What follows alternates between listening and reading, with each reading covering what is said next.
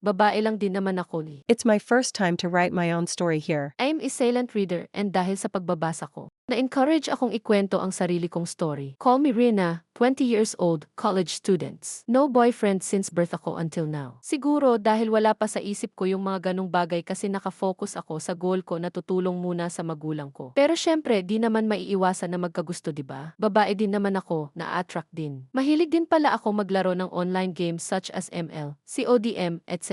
One time may nakalaro ako sa ML for almost a week. Then he decided na kuhanin ang FB account ko para daw pag maglalaro kami i-chat-chat na lang. Then I agree. At first wala naman akong intensyon na iba kasi ang nasa isip ko laro-laro lang. Tapos tumagal ng 2 months usapan namin, then na-develop feelings niya sa akin. Ako naman akala ko playmates lang kami so di na-develop feelings ko sa kanya. But then babae lang din naman ako, after ilang weeks pa, medyo na-fall na din ako. He decided na puntahan ako para magkita na. Taga Batangas siya and taga Zambales ako. More than 6 hours binyahe niya. By the way, 1 year ahead yung age niya sa akin. Siyempre, nung unang kita namin nagkakahiyaan pa pero binasag ko na yung hiya kasi sayang naman ang punta niya kung magkakahiyaan kami. So ayun nagkwentuhan kami, kumain sa labas, at nag-date kami. Note, dito alam ng parents ko. Pero di pa doon natapos, kasi syempre pagod siya at sabi niya gusto niya munang magpahinga. So nag-decide kami na mag-check-in, pinaalalahanan ko siya na tutulog lang tayo wala nang ibang gagawin. Pero syempre first meet mga sabik, so ending may ginawa kami. Honestly, it's my first time may makatabi na lalaki at first time ko din gawin yung ganung bagay. Nag-oral jerjer po kami, kinain niya ako at binambo job ko siya. Yes po opo masarap po at satisfying pero pinigilan kong ituloy sa jerjer yun. Pero syempre lalaki siya at nakakaramdam ng init. Kiniskis niya po yung private part niya sa private part ko po. At trinay na ipasok pero sabi ko wag kasi masakit and yun hindi po natuloy. After nung check-in namin umuwi na din po siya. After day sobra po akong nag-overthink kung mabubuntis po ba ako sa ginawa namin. Grabe na pa-research ako kung may instances ba na mabubuntis kahit di pinasok. Need help po,